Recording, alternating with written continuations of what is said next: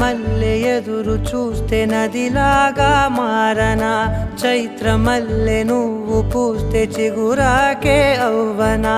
నన్నే వరించే యువరాజును అంట నీ యువ